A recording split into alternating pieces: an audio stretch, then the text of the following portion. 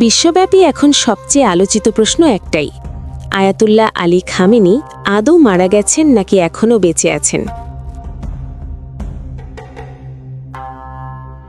অনলাইনে ছড়ানো বিভিন্ন পোস্টে দাবি করা হচ্ছে হামলার সময় তিনি নিরাপদে সরে যান এবং বর্তমানে অজ্ঞাত স্থানে অবস্থান করছেন। এসব দাবিকে কেন্দ্র করেই তৈরি হয়েছে ব্যাপক বিভ্রান্তি।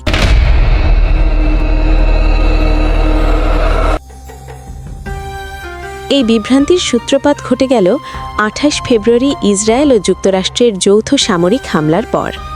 এর পরপরই বিভিন্ন গণমাধ্যমে দাবি ওঠে ইরানের সর্বোচ্চ ধর্মীয় নেতা আয়াতুল্লাহ আলী খামেনি নিহত হয়েছেন। তবে সেই খবর ছড়ানোর কিছুক্ষণের মধ্যেই পাল্টা গুঞ্জন ছড়াতে থাকে যে তিনি এখনও বেঁচে আছেন। এই গুঞ্জন আরও জোরালো হয় সামাজিক যোগাযোগ মাধ্যমে ছড়িয়ে পড়া কিছু ছবিকে কেন্দ্র করে।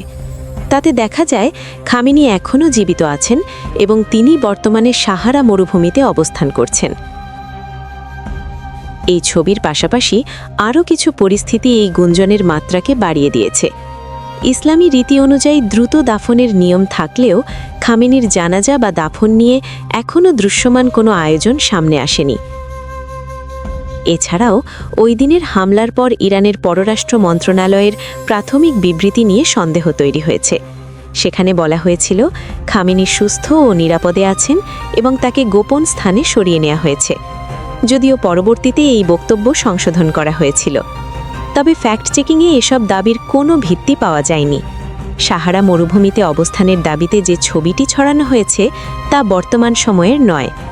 একাধিক গণমাধ্যমের যাচাইয়ে দেখা গেছে ছবিটি ২০১৪ সালের একটি পুরনো ছবি, যার সঙ্গে বর্তমান পরিস্থিতির কোনো সম্পর্ক নেই।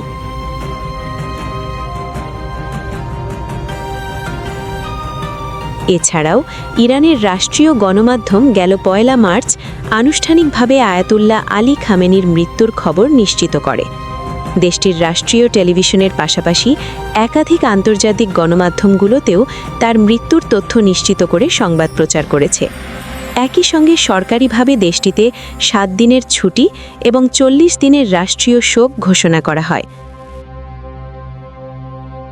সব মিলিয়ে শুরুতে গুঞ্জন যতটাই জোরালো হোক না কেন, বিভিন্ন ফ্যাক্ট চেকিং এবং গণমাধ্যমের যাচাই করা তথ্য বলছে আয়াতুল্লাহ আলী খামেনি ওই হামলায় নিহত হয়েছেন।